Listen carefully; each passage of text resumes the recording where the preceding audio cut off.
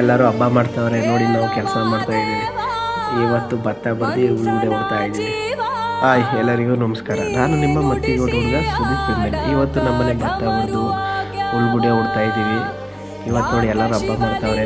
ನಾವು ಮಾಡುವ ಕೆಲಸವೇ ನಮಗೆ ದೇವಸ್ಥಾನ, ನಮ್ಮ ದುಡಿಮೆಯೇ ನಮಗೆ ಆರಾಧನೆ ಎಂಬುವ ತತ್ವದಿಂದಲೇ ನಾವು ಇವತ್ತು ಕೆಲಸ ಮಾಡ್ತಾ ಇದ್ದೀವಿ.